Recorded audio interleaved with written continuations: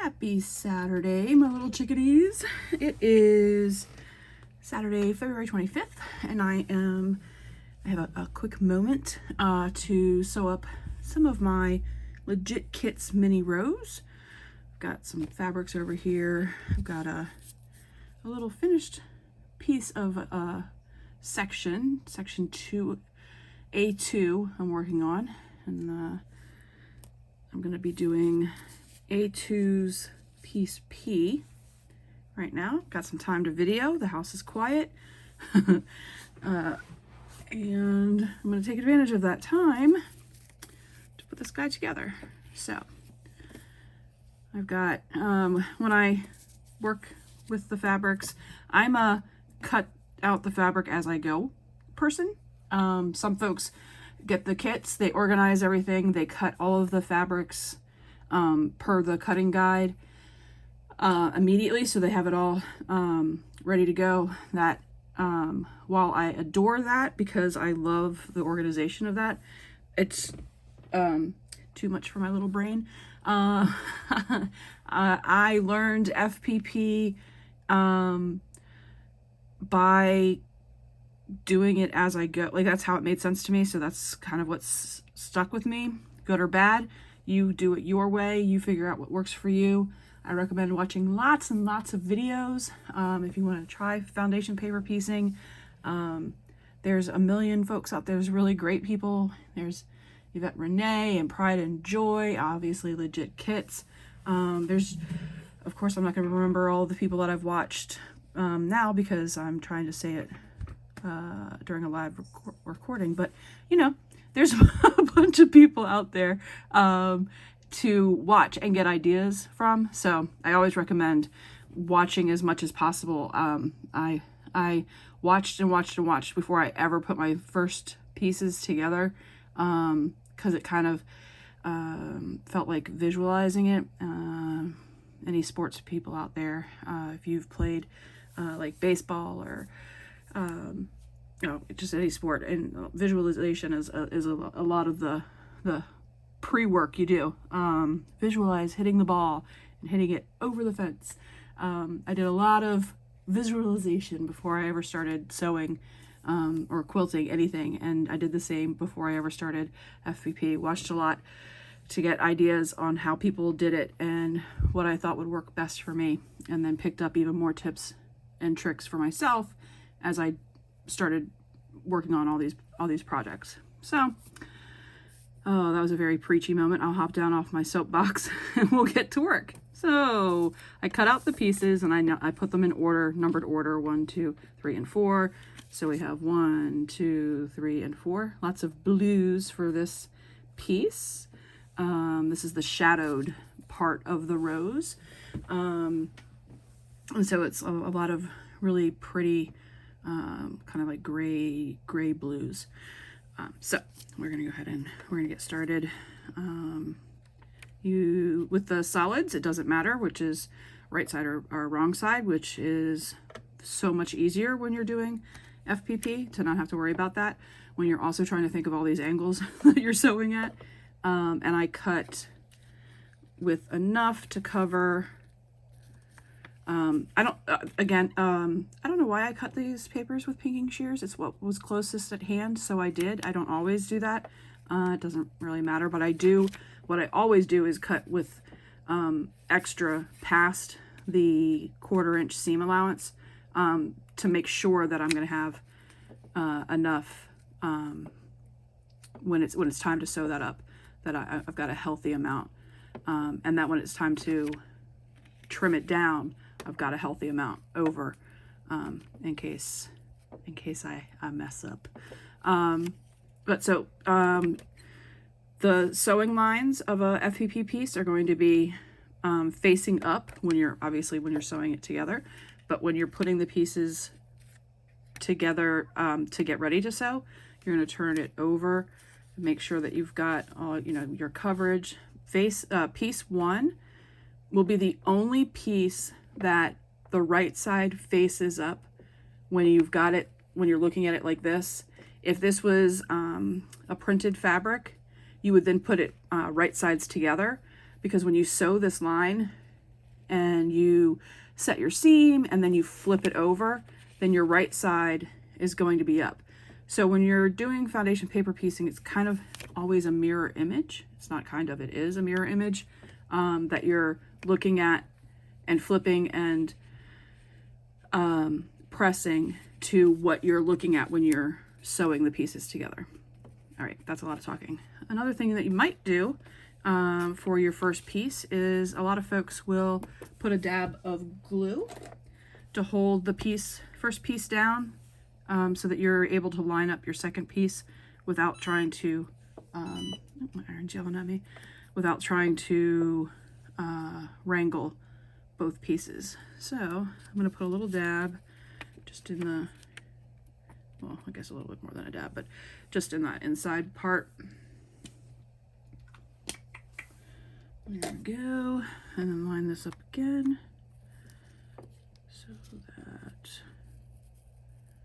you want to make sure you've got about 1/4 of an inch-ish to line up. So that's about right. I like to play dangerously and we'll have my selvage because I try to waste as little fabric as possible while still, I mean, look, this is a, you know, well cut past what I'm going to need. I want to be able to do that, but save some fabric by getting as close to the selvage as I can without getting the selvage anywhere near the inside of that pretty piece. Way bae. All right, talkative today. All right, so piece 2 is going to come and we're going to line it up.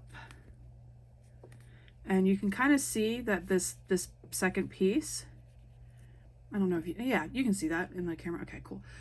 Is right here. And this is the seam allowance, the darker sides. And you can see this piece is hanging out. Oop. Here we go. The second piece is hanging definitely past even the seam allowance on both sides. And I don't know if you can tell, but this part is hanging past the triangle of that, or I guess it's a, was that a trapezoid? Oh, I don't know if I remember my shapes. I feel like that's a trapezoid, but there we go. Another thing that I do that I've learned through doing FPP or just sewing small pieces together is I will put my feed dog, I will roll the needle down, so I'm rolling the wheel towards me until I hear the feed dogs kind of click that they're in the down position. Oh, let me move this over some. So that when I move this piece, it's over here, when I move this piece up and under the needle, it's not catching and flipping any of the fabric on those feed dogs. Like it's not repositioning the fabric because it's catching on those feed dogs, and then you find out that you didn't sew what you thought you sewed, and that's always a devastating moment when you pull this out. So I put my needle all the way down, and now I have my line lined up in the middle. No particular reason that I use this foot. I don't know, it was the one that's on my machine. I sew at a 1.2 when I'm doing FPPs because it's makes the paper ripping much easier. So it makes me happy. You don't have, I will, and you'll catch me, I will backstitch, even though you don't really have to with 1.2 stitch length. But I find myself doing it out of habit because I always do it when I'm piecing. If you do, awesome, cool, no harm, no foul. If you don't, awesome, cool, no harm, no foul. Don't worry about it. But it's not necessary when you're, especially when you're doing it with such a long, a short stitch length. I will tell you that there are times that I do, and this piece doesn't have a lot of points coming together where I have to be worried about, like say these were all coming together here. I might sew over a little bit and then I'll backstitch because I'll be tearing the paper back. But I'll show that in another, in the next video. But let me go ahead and sew this up. And we'll see how this goes.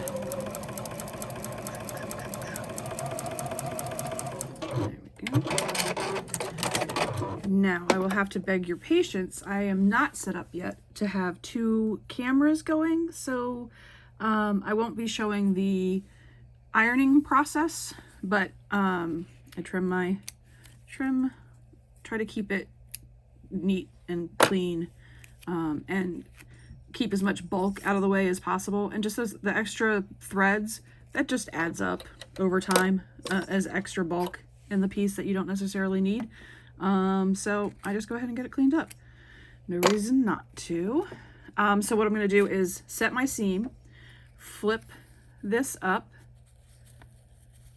I will hit it with Acorn Precision Piecing, the Magic Juice, and then iron this down, and then we'll come back and get piece 3 for PF for here. So that's what I'm going to do over here where you can't see me. Apologies for that.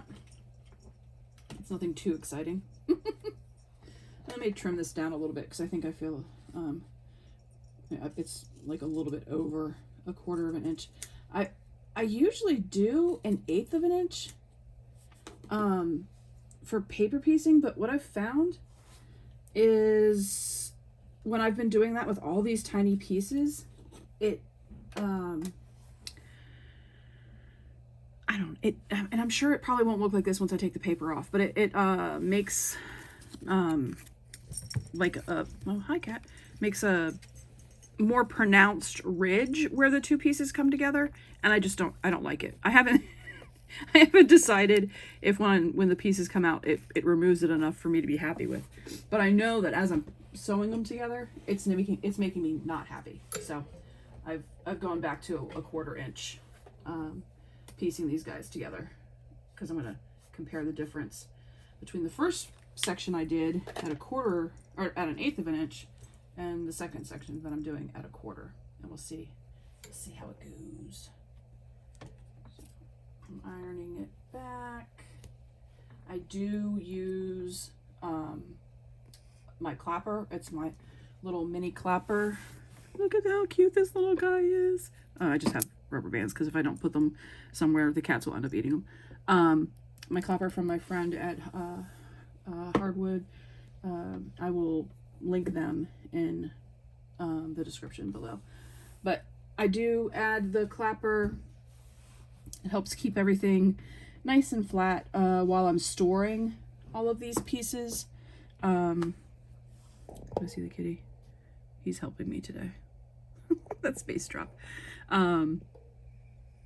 Using the clapper keeps, it's just made it so that everything stays nice and flat while I'm storing before I sew all the pieces together. But there we go. Oh, so pretty. Magic Juice and clappers. A winning combination.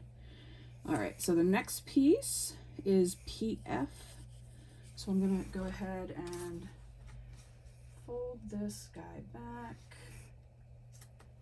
You can use your add 1/4 as a straight edge to fold it back. I use a card, just a random card. Oh, good Jordan Fabrics card.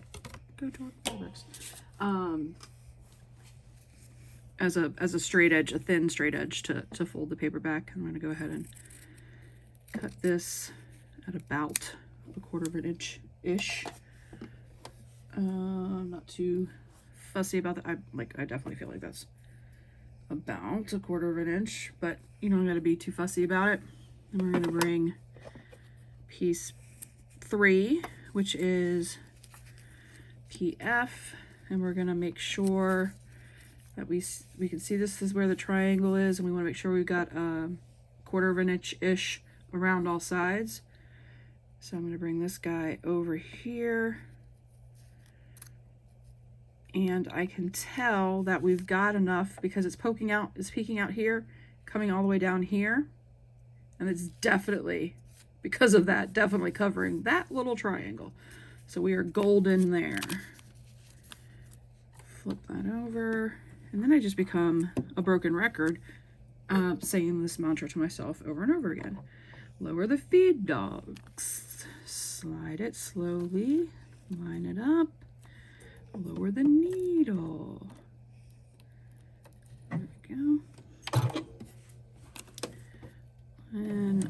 I'm not the fastest sewer. I've found that when I try to keep up with the fast people, I make more mistakes. And it's more important to me to have to clean up fewer mistakes than be the fastest sewer in the room. I'm not in a race with anybody, not even with myself on this kind of stuff. I just want to end up with something as near perfection as I can get, that makes me happy. And if I go too fast and I have to rip things out, that doesn't make me happy anymore. Then I'm annoyed and upset. And so I don't try to race too much. But there's piece 3. Again, gonna set the seam, flip her over, sew her on back. This is outside of the seam allowance, so that little bit will be cleaned up when we trim, and then it'll be on to piece FG. There we go. Let me go ahead and do set the seam, flip her over, add the juice. Turn that down. Just hold it on there for a couple seconds. Make sure it's nice and flat.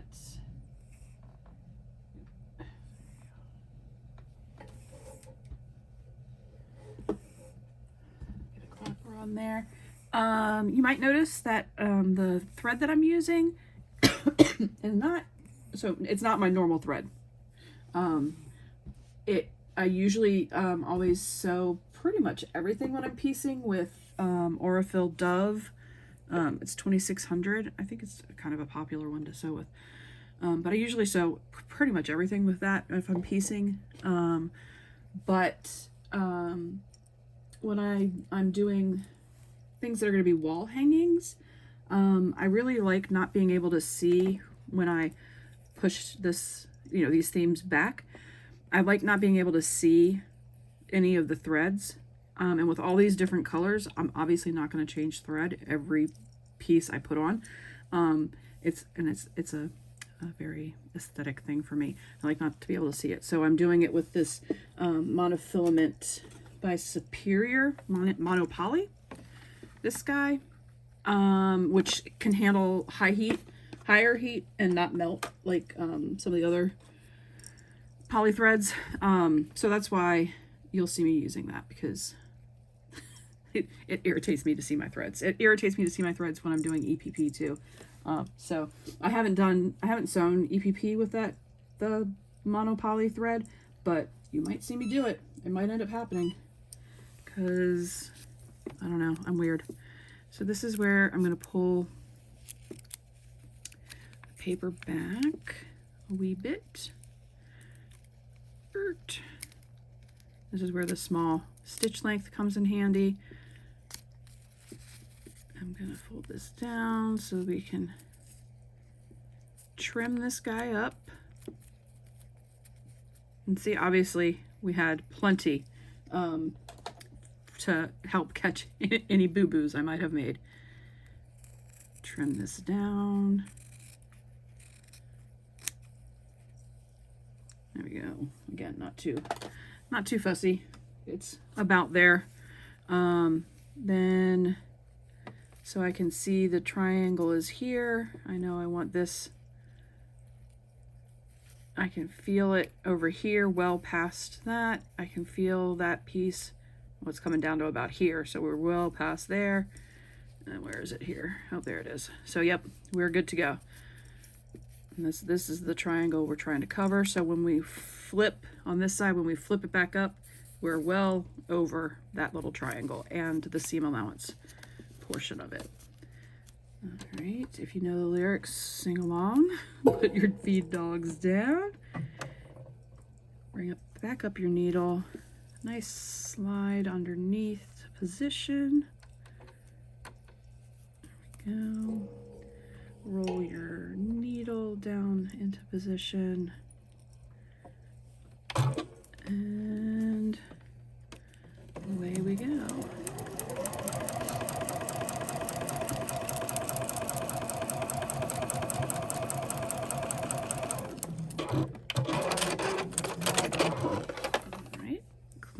her up.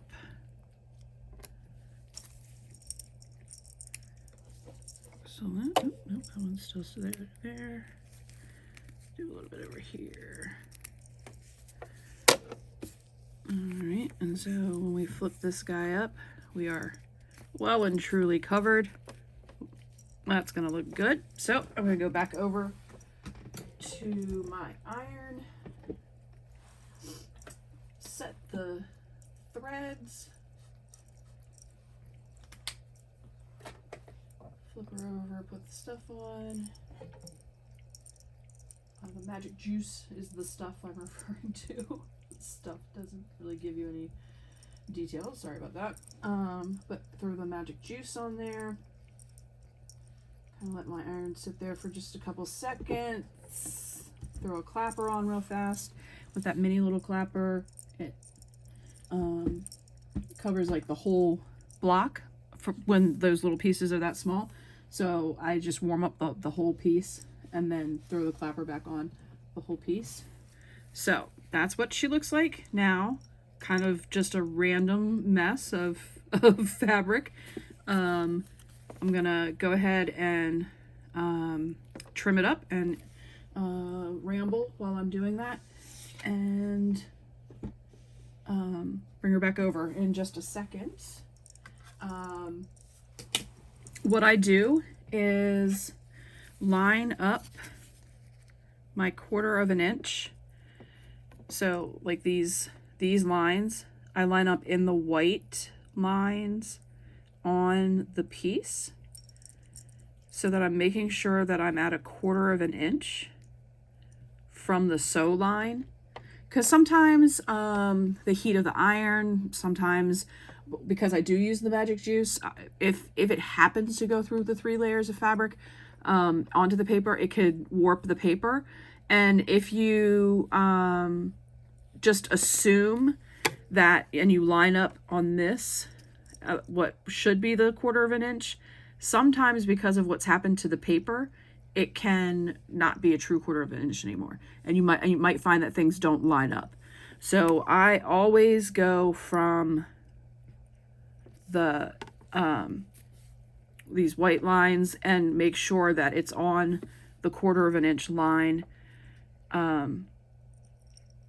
of what I'll be sewing together. That way, regardless of what might be happening out here, this piece is always going to be a 1/4 of an inch for every single piece going forward. And so they will always match up. Those seam lines that you're sewing at will always match up if you do it this way. So it's kind of a safety guide to make sure you're good to go. So that's what I'm going to do over here for all of these pieces. 4 sides to trim up, which shouldn't take too long. There's that. And I always try to remember to close my rotary cutter. In between, I have absolutely caught myself with a non-closed rotary cutter, and I've cut myself, and I have ruined fabric by putting it down and not realizing that I hadn't closed it and catching fabric on it. And that, I think that was more painful than cutting myself. That hurt my heart more by ruining a piece of fabric than cutting my finger. But just try to remember the safety of, you know, it's a sharp tool. It's a dangerous tool. And you just want to keep yourself safe so it stays super fun. And there we go. It's all trimmed up nice and clean. Again, I love that I can't see the threads in the piece. This is the cleaned up side. I can tell, I don't know if the camera is picking it up, but I can tell that there's a little bit of more of the paper on this bit on the side. So like it definitely had some shrinkage somewhere. So that's why I line it up with what I'll actually be sewing. So everything is always 1/4 of an inch from the line I will be sewing the pieces together on. So there we go. That's A2, section A2 of the mini rose, piece P, all put together in these really pretty dusty blues, which is the shadowed portion of the mini rose. All right. Well, that's it for today, y'all. I appreciate you guys coming and hanging out. I hope that I've shared some wisdom and given you ideas or, you know, tricks that you might try the next time you're sewing something up, be that just traditional piecing or doing foundation paper piecing. If you guys have any questions, let me know in the comments and I'll try to answer them as quickly as possible. I appreciate your time this Saturday, and I will talk to everybody soon.